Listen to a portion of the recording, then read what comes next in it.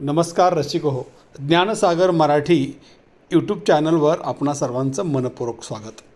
आपण अत्यंत आनंदाने दीपावली साजरी करत आहात. आपण वसुबारस साजरी केली, धनत्रयोदशी साजरी केली आहे, काल लक्ष्मीपूजन केलं आणि उद्या आपण बालप्रतिपदा म्हणजे पाडवा साजरा करणार आहोत.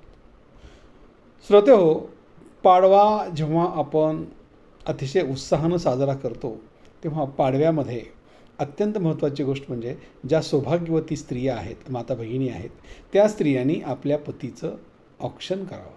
कारण आजचा दिवस त्या कामासाठी खूप महत्त्वाचा आहे.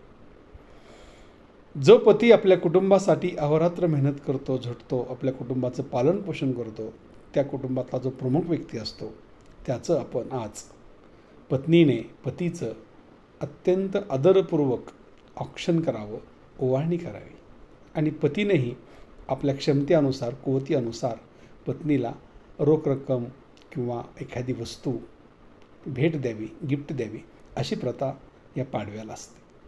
परंतु हा पाडवा नेमका काय आहे, हा सण आपण का साजरा करतो आणि पाडव्याच्या पाठीमागे जी मुख्य कथा आहे वामन आणि बळीराजाची, ती कथा काय आहे, त्याचं महत्त्व काय आहे, हेही आपण या व्हिडिओमध्ये पाहणार आहोत. तेव्हा श्रोते हो, ज्ञानसागर मराठी या यूट्यूब चॅनलला सबस्क्राईब करा, लाईक करा, कमेंट करा आणि महत्त्वाचं म्हणजे हा व्हिडिओ तुम्ही इतरांसाठी शेअर करा. तर सुरुवातीला पाहूया बालप्रतिपदा म्हणजे पाडवा. तसं पाहिलं तर पाडवा हा 3.5 मुहूर्तापैकी एक मुहूर्त आहे. म्हणजे वर्षभरातलं एक शुभ मुहूर्त आहे, एक चांगला दिवस आहे, चांगला संकेत आहे. तो दिवस सूर्योदयापासून सूर्यास्तापर्यंत कुठलाही वेळ काळ बघायची आवश्यकता नाही. पाडवा हा पूर्णपणे शुभ असतो.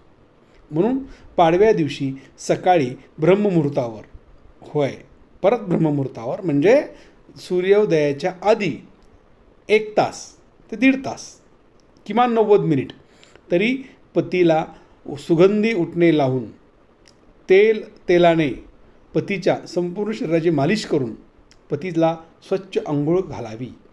आणि अंघोळ करत असताना पतीच्या अंघोळीच्या पाण्यामध्ये थोडंसं चंदन आणि 1 चमचा हळद नक्की टाका. कारण हळद आणि चंदन हे दोन्हीही औषधी गुणधर्म असणारे वनस्पती आहेत आणि त्यामुळे पतीला जर आपण हळद आणि चंदन लावून जर अंघोळ घातली तर खऱ्या अर्थानं सौभाग्यवती स्त्रीला अखंड सौभाग्यवती प्राप्त होते. आणि म्हणून पतीला आपण अंघोळ घाला. त्यानंतर शक्य असेल तर सकाळी किंवा सायंकाळी तुम्ही तुमच्या वेळेप्रमाणे पतीचं औक्षण करा, म्हणजे ओवाळणी करा आणि दिवसभरामध्ये स्वतः आनंदी राहा, कुटुंबाला आनंदी ठेवा, पतीला आनंदी ठेवा. अशा पद्धतीने आपण पाडव्याचा सण आनंदात साजरा करू शकतो. त्यासाठी पतीकडून प्रेमानं, लाडानं, हक्कानं काही गिफ्ट घ्यायचा अधिकार पत्नीला असतो. आणि महत्त्वाचं म्हणजे पतीसुद्धा प्रेमाने पत्नीसाठी काहीतरी भेटवस्तू किंवा रोख रक्कम जे शक्य आहे ते देऊ शकतो. तर ही झाली पाडव्याची. पण मग बळीराजा, वामन ही काय कथा आहे? श्रोते हो, लक्षात घ्या, पूर्वीच्या काळामध्ये म्हणजे पौराणिक काळामध्ये बळी नावाचा एक राजा होता. तो फार विद्वान होता, ताकदवान होता. तो राक्षसगणामध्ये गणला जात होता, परंतु अत्यंत दानशूर असा राजा होता. त्याच्या दानाबद्दलच्या कथा अगदी त्रैलोक्यामध्ये म्हणजे स्वर्ग, मृत्यू, पाताळ हे तिन्ही ठिकाणी ऐकवल्या जायच्या की बळीराजा फार दानशूर आहे. आणि मग दानशूर राजा आहे म्हणून त्याची ख्याती चांगली होती, परंतु हा राजा मदोन्मत्त झाला होता. म्हणजे त्याने ऋषीमुनींना, ब्राह्मणांना, गोरगरिबांना त्रास द्यायला सुरुवात केली होती. आणि तो इतका मदोन्मत्त झाला होता की त्याने ब्रह्मदेवाची पूजा केली, ब्रह्मदेवाकडून वर प्राप्त करून घेतला आणि कुठल्याच शस्त्रास्त्राने मला मरण येणार नाही असा त्याने वर मागून घेतला. आता शस्त्रास्त्र मारूच शकत नाही म्हणल्यावर हा राजा अमरच झाला आणि म्हणून तो उन्मत्तपणे वागू लागला. तो अनेक लोकांना त्रास देऊ लागला, अनेक ऋषीमुनींची यज्ञ मोडू लागला. स्वतः यज्ञ करायचा, स्वतः मात्र पुण्यकर्म करायचा. त्यामुळे त्याच्याकडं पुण्यही पदरात होतं. असाच एकदा तो यज्ञ करत होता आणि त्यानं ठरवलं होतं की शंकराला प्रसन्न करून घ्यायचं. एकदा का शंकर प्रसन्न झाले की त्यांच्याकडून आपण अमरत्वाचा वर मागायचा. त्याच्या मनाची मनोकामना भगवानाने ओळखली आणि भगवान विष्णूंनी वामनाचा अवतार घेतला, म्हणजे बटूचा, म्हणजे लहान भिक्षुकाचा अवतार घेतला आणि त्याच्या यज्ञाच्या ठिकाणी आले आणि यज्ञ चालू असताना त्याला सांगितलं, भिक्षां दे, भिक्षां दे, भिक्षां दे. यज्ञ चालू असताना त्याचे सहकारी जाऊन मग बोलले, महाराज काय पाहिजे बोला. ते म्हणले, मला तुमच्याकडून नको, मला राजाशी बोलायचं आहे. त्यांनी बलीला बोलावून घेतलं आणि सांगितलं, तुमच्या दान देण्याची ख्याती मी ऐकलेली आहे. तुम्ही दान देण्यामध्ये कसली कसूर ठेवत नाहीत आणि दिलेला शब्द तुम्ही एक शब्दही मागं पडत नाहीत, म्हणजे तुम्ही शब्द पाळता, तुम्ही दिलेला शब्द पाळता, जीव द्याल पण शब्द मोडणार नाही, ही तुमची ख्याती आहे आणि ती ऐकून मी आलेलो आहे. तर मला तुम्ही माझ्यासाठी माझे 3 पाऊल जागा मला तुम्ही दान द्या. ते पण शक्य असेल तर, देऊ शकत असाल तर विचार करा. तेव्हा बळीराजा म्हणाला, हो 3 पाऊल जागा काय मागताय, मी तुम्हाला 300 पाऊल जागा देऊ शकतो. नाही, मला फक्त 3 पाऊल जागा पाहिजे, मात्र एक आहे, दिलेला शब्द माघारी घ्यायचा नाही. अहो तुम्ही एवढेसे छोटे बाळ, तुमच्या 3 पाऊल जागा किती लागेल. मी छोटा असेल किंवा मोठा, मी कुणीही असेल, तुम्ही मला 3 पाऊल जागा द्यायची. आणि मग बळीराजाने संकल्प केला, मी तुम्हाला 3 पाऊल जागा देतो, बोला घ्या 3 पाऊल जागा.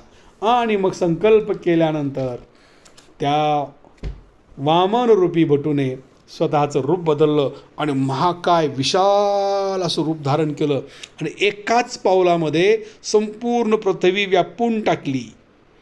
बळीराजा यज्ञ अगदी अगदी अगदी एका कणा एवढे दिसू लागले. आणि मग विचारलं, दुसरा पाऊल कुठे ठेवू. दुसरा पाऊल ठेवला त्याने अवकाशामध्ये आणि दुसऱ्या पावलामध्ये संपूर्ण अवकाश व्यापून टाकलं. आता तिसरा पाऊल कुठे ठेवायचा. आणि मग विचारलं, आता तिसरा पाऊल कुठे ठेवू सांग. बळीराजा चिंतेत झाला, विचार केला, अरे बापरे, एवढा आवाढ हवी, संपूर्ण पृथ्वी, संपूर्ण आकाश, गगन सगळं संपून गेले. आणि मग हा वचनाला पक्का असलेला बळीराजा म्हणाला, हा पाय माझ्या डोक्यावर ठेव. आणि त्या वामनानं तो पाय बळीराजाच्या डोक्यावर ठेवला आणि वरून दाब दिला. त्यानंतर बळीराजा पाताळात जाऊ लागला. तेव्हा राजानं सांगितलं, मी पाताळात चाललो आहे, आता माझा मृत्यू होणार आहे, परंतु माझं पुण्य पण शिल्लक आहे, तर मला एक असा वर द्या की माझ्या मृत्यूनंतर 1 दिवस आणि माझ्या मृत्यूच्या आधी 2 दिवस लोकांनी सण उत्सव साजरा केला पाहिजे. आणि म्हणून तेव्हापासून ही दीपावली करण्याची परंपरा आपल्या संपूर्ण जगामध्ये पृथ्वीवरती सुरुवात झाली असं मानलं जातं.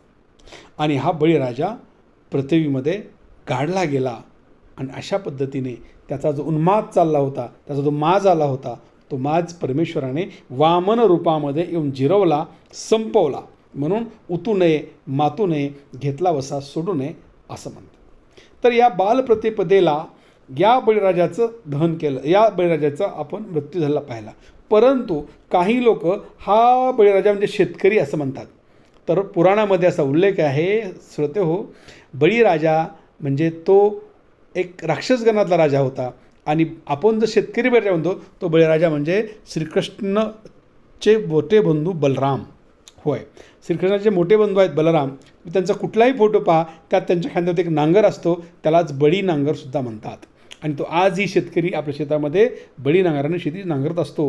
तो बळीराजा, तो शेतकरी राजा जो श्रीकृष्णाचा मोठा भाऊ होता. आणि त्याच्याप्रती आपण बळीराजा म्हणून पाहत असतो. हा वामनाने गाडलेला बळी वेगळा आणि हा श्रीकृष्णाचा भाऊ असला बलराम वेगळा. तर त्या बलरामाचा बळी झाला आणि त्या बळीराजाला म्हणून शेतकरी म्हणतो, इडापिडा जाऊ दे, बळीचं राज्य येऊ दे. इडापिडा जाऊ दे, बळीचं राज्य येऊ दे. बळीचं राज्य म्हणजे कोणचं बळी, तर तो श्रीकृष्णाचे जे मोठे बंधू आहेत त्याला बळी म्हणतात आणि त्यांचं राज्य येऊ दे. अशा प्रकारे खऱ्या अर्थानं ही मुख्य पौराणिक कथा आहे, जी पुराणाच्या आधारावर सांगितली जाते. तर श्रोते हो, या बालप्रतिपदेला, पाडव्याला नवीन संवत्सर सुरू होतं, नवीन वर्ष सुरू होतं. म्हणून बरेचसे व्यापारी लोक आपल्या नवीन वह्या घेऊन नवीन व्यवहार सुरू करतात. कारण नवीन नवीन पिकं यायला सुरुवात झालेली असते, नवीन नवीन चलन सुरू होतं मार्केटमध्ये आणि खऱ्या अर्थानं मार्केटमध्ये पैशाला सुरुवात होतो, ती म्हणजे ही अश्विन शुद्ध. आणि आत्ता ह्या पाडव्यापासून आपल्याला कार्तिक महिना सुरू होतो. कार्तिक महिना हा विष्णूला प्रिय महिना आहे आणि म्हणून कार्तिक महिन्यामध्ये विवाह इच्छुक तरुण तरुणींनी म्हणजे मुलामुलींनी जर 1 महिना तुळशीमध्ये सेवा केली, तुळशीचं एक पान काढून जर महादेवाच्या पिंडीवर वाहिलं तर 1 महिन्यामध्ये विवाह जुळून येतील असा सुद्धा संकेत आपला पुराणामध्ये पाहायला मिळतो. फक्त रविवारी आणि एखाद्या दिवशी पान तोडायचं नाही. रविवार आणि एका दिवशी सोडून तुम्ही पूर्ण महिनाभर 1 पान तोडून तुळशीला वहा. तुमचे विवाह जुळतील किंवा विवाह जुळण्यास तुम्हाला मदत होईल. फक्त तुम्हाला रविवारी आणि एकादशीला पान तोडता येत नाही, त्यावेळी तुम्ही दशमीला पान तोडून ठेवा आणि शनिवारीच पान तोडून ठेवा. तुम्ही त्या रविवारी वाहू शकताय. अशा प्रकारे बालप्रतिपदा म्हणजे दिवाळीचा पाडवा आपण पतीचं औक्षण करून पत्नीने साजर करावा आणि विवाह इच्छुकांनी कार्तिक महिन्यामध्ये शंकराची सेवा करावी म्हणजे आपल्याला आशीर्वाद मिळेल. असा आहे दिवाळीचा पाडवा. पती पत्नीच्या नात्यात वाढावा गोडवा, त्यांचा संसार आनंदाने व्हावा, आपल्या जीवनातून दुःख दारिद्र्य निघून जावं म्हणून आपण साजरा करतो दिवाळीचा पाडवा.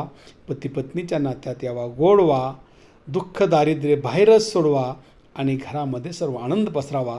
याच आपणा सर्वांना दिवाळीच्या पाडव्याच्या हार्दिक शुभेच्छा. ज्ञानसागर मराठी यूट्यूब चॅनलला सबस्क्राईब करा, लाईक करा, कमेंट करा. धन्यवाद. पुन्हा एकदा दिवाळीच्या हार्दिक शुभेच्छा.